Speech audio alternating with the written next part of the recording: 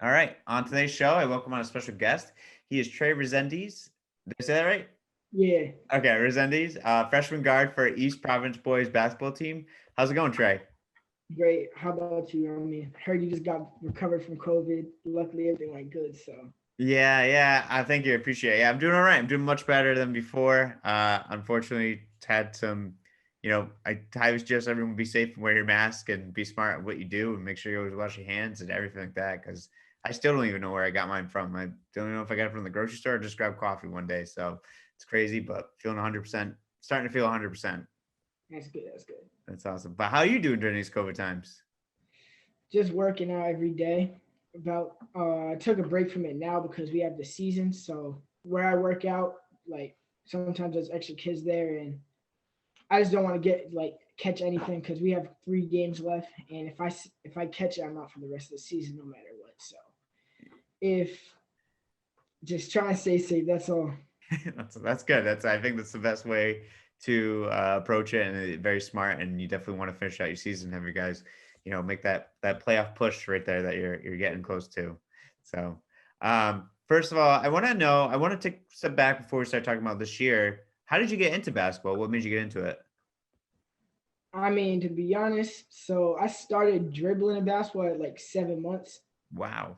Yeah, it was just in my hand always because my dad he played professional overseas, and then he got hurt, came back, and he went to like the D League camp for the Mavericks. So then I was born, so he didn't like have the opportunity to go over for more tryouts. So ever since then, it's just I've had a ball in my hand since I was little. Wow, that's crazy. And what's it like, your dad obviously being a great player, how much of an influence has he had on your life just for basketball? How much is it like he taught you and showed you the ropes? Just everything, man. Like he's the one who literally put the ball in my hand. We took it and ran with it. So since I was 5, 6, it was my first ever workouts. Um, I started playing organized for St. Martha's Church at the age of 7, and I played up with the 11 and 10 year olds. And then, like, ever since then, I just always played up, and like, he always had a big influence on my game, just telling me everything. First, he from a very young age, we went over film, workouts, shooting, athletics, everything, just basically. Wow, that's awesome. I mean, that's great that your father is able to teach you those things at a young age. That work ethic, obviously, and how much really goes into the game. That I don't think a lot of people realize until a later level in their life. And now who wins one on one between you and your dad? Man, I blow him out every time, man. Yeah, I do. I'm not gonna lie. Shooting competitions, he still gets me here and there, but one on ones, he can't run no more, man. Out of shape. All right. Well, I wonder if your dad does anything to say different if you really hear this. He can say anything he wants. We put it on camera. It's gonna be 15-0.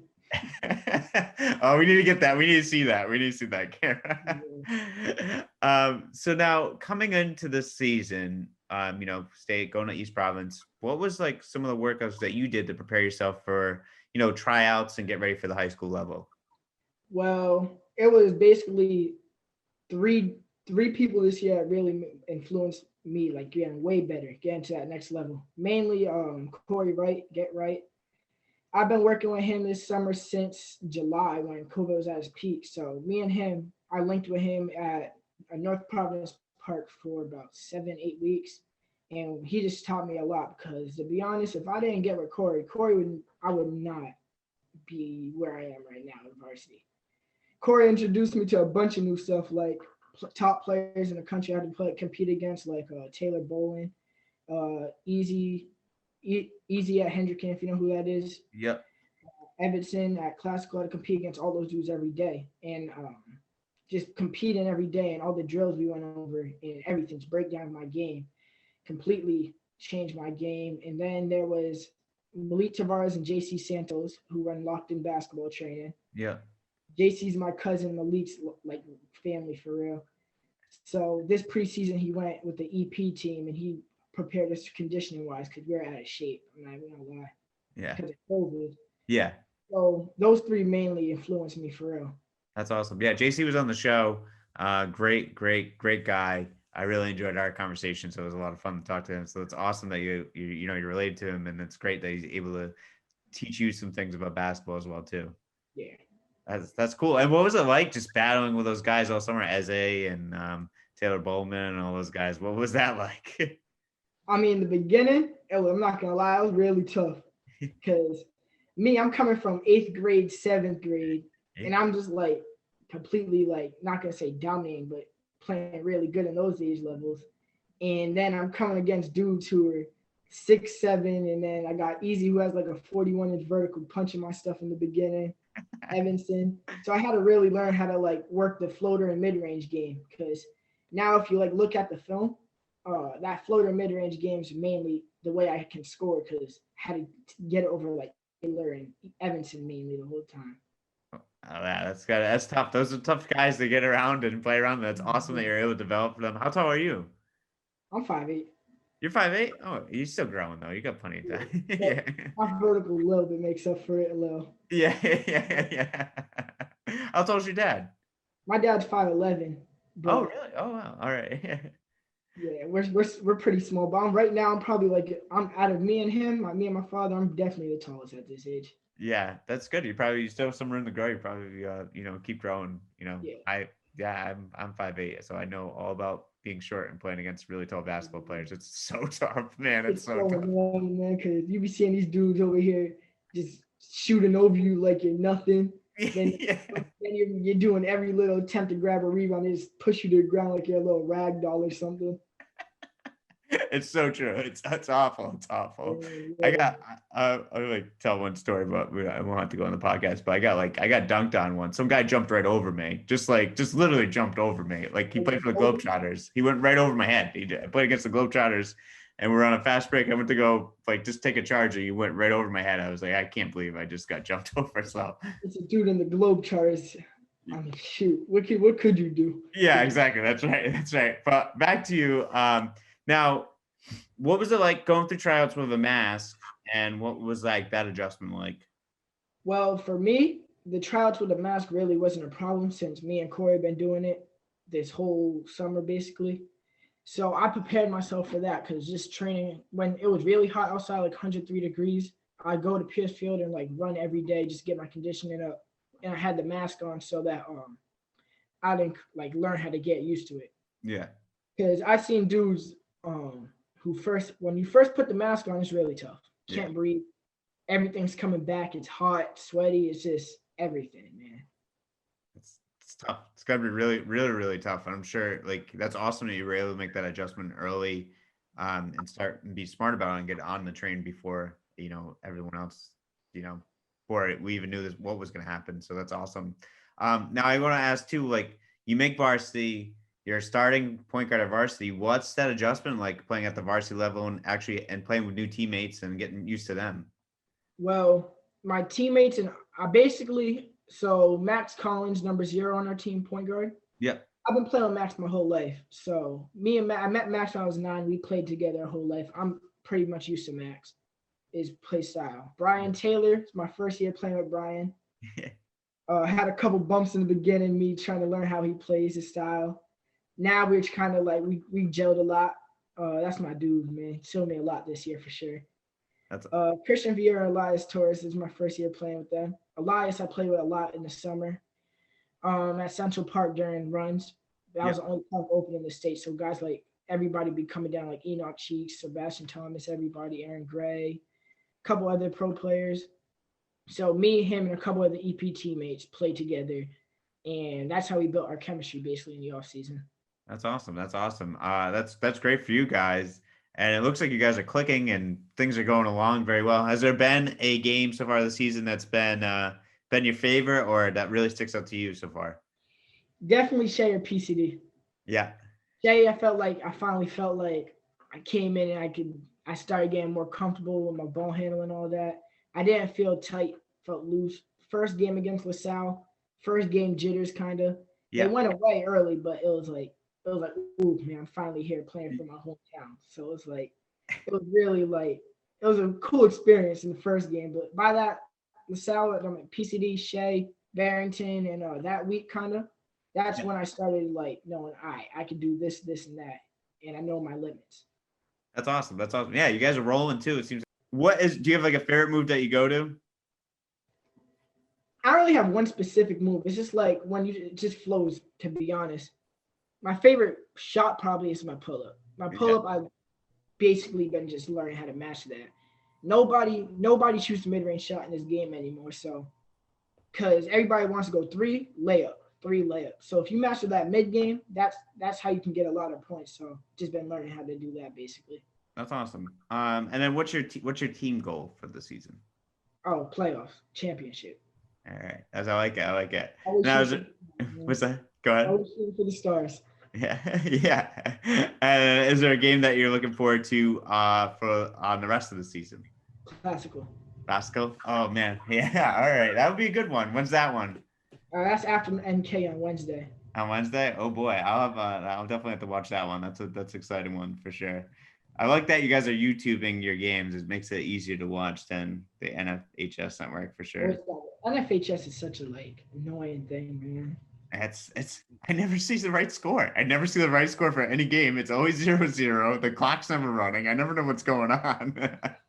Especially when you go down to Tiverton, they don't even have the score up. Yeah, yeah. Oh my God, yeah. I had someone message me on Instagram. He's like, "Where are you watching that game?" I was like, "NFHS." He's like, "What's going on?" I was like, "I don't even know. I don't know. I couldn't tell you. I'm just watching. I feel like I'm just watching a pickup game. To be honest with you, I got. Yeah, you just gotta get a paper and pencil, just tally it up. Yeah, exactly. Keep my own stats. That's what I'm gonna do next. All right, so now I want to ask some questions to get to know you and everything. Some stuff outside of basketball. But before those outside of basketball questions, I do have a couple of them. Who did you play? Do you play AAU? Yes. Who do you play for? Team New England. Team New England. Is Coach Mitchner your coach? I get coached by Lottie. He Oh, do coaches you? people. Yeah. Oh, nice. What's your time been like with Team New England, and what have they taught you?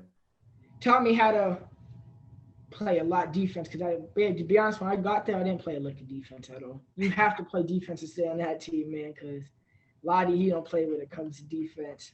Taught me how to be a way better leader and vocal. You have to be vocal. It's like a college system, so you have to be really vocal as a point guard, especially. I've been there for about 5 years now, and to be honest, it taught me a lot. That's Taught me a awesome. lot about everything, just the game. And like had long talks with Lottie at night. He's just shown me a bunch. I can't like thank him even any more than what it is. Yeah, he's seems like a great guy. I mean, I talked to Coach Mitchner recently, and they just seem very. It seems between the two of them, from what I heard, is they're very detailed, and that's which is awesome. Yeah. That's great. Now, do you have any pregame rituals? Just like superstitious, anything like that. Yeah, any superstitions of meals or anything like that? I mean, I bring two pairs of me every 2 pairs of shoes every game. I bring my purple Kyries and my blue Kyries. My purple Kyries I played really good in lately. That was my first time I played really good against Woonsocket. And the blue Kyries I played great against Shea. And I have another pair that I just play terrible in, so I just sit those for practice. So when you play good with one of them, like, so if you have a good game in the purple ones, for like you mentioned, or then you have good in the blue ones, do you try to mix and match? Like, do you go purple and blue on like one foot? No, no, don't do anything crazy. No. So how do you decide between? So if it's like a game, so if you If I'm playing terrible in the purple ones, just sit the purple ones in the bag and bring the blue ones out. All right, there you go. There you go. I like it. That's a good like superstition. That's a good ritual. I think that's pretty cool. Now, do you have a favorite food? Oh, I love soul food. That's my thing. Yeah, that's so I good. haven't eaten it recently because I cramped up. I cramped up in both of my legs against LaSalle, and I ate that literally right before the game. So haven't done it in a while. But when I get out the season, I'm eating a bunch of that, man. There you go. Yeah, it's a reward for after the season when the season's done. Everything. Right? After you get that banner, you can go eat the soul food. That's it. There you go. Yeah. Do you play any other sports, or is it just basketball? I'm a 3-sport athlete. I run track and play football. Nice. Well, what position do you play in football? I'm a quarterback and I'm a corner. Oh, that's awesome. Is there any other position that you would like to try just for one game? I played a little bit of everything in Pop Warner. I played safety, corner, wide out, receiver, and I returned kicks. Wow. So Yeah. you did it all. So you pretty much played every position, man. Something like that. Something like that. That's cool. That's really cool. But you enjoy quarterback and corner the most? Yeah, I love corner. I love defense on football. When you just lay somebody out, it's just not another. You can't feel that feeling in any other sport. I'm gonna tell you that. Or when you pick the ball off, it's like it's a different sport, man. Is that wait, do you prefer corner or quarterback? Corner. Corner. That's Yeah, awesome. That's great. Yeah. Well, hopefully I can come to any of the football games that you guys have going on this year. hopefully, hopefully, man. Yeah, it'd be fun. It'd be cool. It's cool to see you play. I can't see you play. I see you play basketball on TV, but I can't see you live. I'd like to come to a live game, but I'll come to a football game if I can make it up this year. If they allowed some people in. Um, do you Probably would. have what's that? It probably would. It's outside, so Yeah, yeah. Hopefully, I'll be there. Do you have favorite song and artist? Lil Baby and Lil Durk, my two favorite right now. It Okay. changes every week, but right now it's Lil Baby, Lil Durk. Is there like a specific song by them that you like, or is it I like all Lil Durk songs, but Lil Baby's my favorite one's Humble. I have, humble? I have on my recent Instagram post. By the way, like the recent and follow me at Rezendes. Um, Gets the plug in. Gets the plug in. No. yes, that's my favorite one, Humble. Humble. All right. I gotta listen. I guess Little Baby. Everyone likes Little Baby, so I gotta listen to him. Best out. Yeah. Is that who you listen to before a game, or who do you listen to before a game? Him, Lil Durk, and Lil Uzi Vert, my three. Nice, nice. Yeah. Those seems like to be the popular ones of all the artists that everyone likes. Man, they're the only three that I can listen to right now. Everybody else is just hot garbage. Understandable, very understandable. Yeah, I think that's the only guys that everyone really mentions. Let's what about favorite NBA team? I'm a Chicago Bulls fan. I'm really loyal to them, even though they suck, but they're terrible. I can't watch a game, man. Why Bulls? Because I love when I was younger, D Rose was really like my favorite player before he got injured. I seen a couple of his good years, and I seen the game where he got injured. I just like how he always just be coming back after the injury, and it shows he's really not like resilient at all. He never gives up basically. So that's why he put me onto the Bulls. Just That's, his play style, the dunks. He's like John Morant kind of. yeah, he was super explosive and just so much fun to watch before all the injuries. I mean, and still he still play. I mean, he still plays really good ball, but it just stinks that he's one of those biggest what ifs players. You know, like what could have been type deal if he stayed healthy all his career. Yeah, that must be terrible. That's like a regret you have to live with your whole life. Yeah, yeah, it stinks. It stinks. Is he now? I was gonna ask, is he your favorite players or other favorite players that you like? I like John Morant. That's who I try to model my game after. Because Russell Westbrook I used to like, but John Morant's like gonna be a better shooter, so he can do a little bit of everything. Pass, got the athleticism.